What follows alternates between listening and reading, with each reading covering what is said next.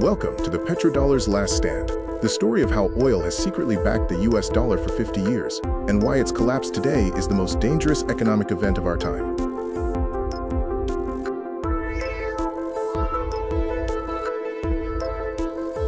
Most people believe the dollar is backed by gold or government faith, but for half a century, it was secretly backed by something more essential: black gold, oil.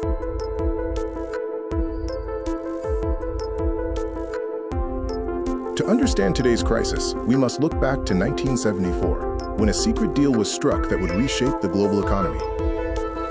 In 1971, President Nixon ended the dollar's link to gold, causing the currency to freefall and inflation to skyrocket. The American empire was at a financial breaking point.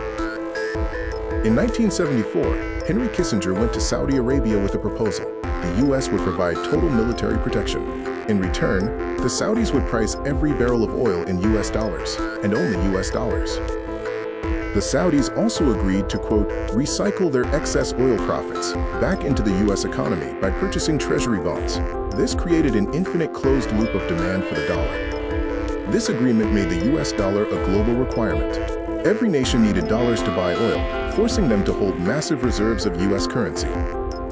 But monopolies always fail. Over the last decade, seeds of dissent have been sown, leading to systematic erosion of the petrodollar's foundation. It started small, with Russia and China beginning to experiment with pricing oil and other commodities in local currencies, seeking ways around the dollar. The sanctions of the early 2020s weaponized the dollar, showing the world that holding USD was a major risk, not just a reward, accelerating the search for alternatives. The biggest shift came in 2024 and 2025.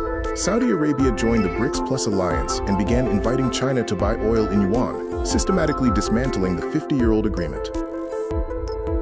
De-dollarization is no longer a conspiracy theory.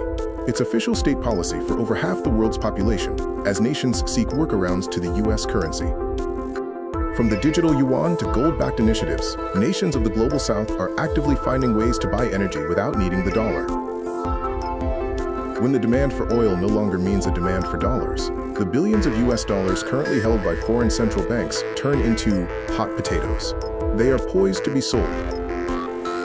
The next question is, what happens when this tidal wave of trillions of dollars begins to flood back into the United States? The return of trillions of dollars massively surges the domestic money supply, causing the severe inflation that the petrodollar system was designed to export and prevent.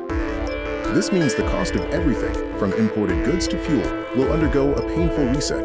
The era of cheap debt and the, quote, exorbitant privilege of reserve currency status is over. In this new landscape, the world is shifting its focus to truth in money, moving away from systems based on promises and debt. Central banks globally are responding by hoarding gold at rates not seen since the 1960s, recognizing its enduring value as a hard asset. Power is shifting to those who produce real things: energy, food, and technology. This is fueling the integration of decentralized finance like Bitcoin into national strategies.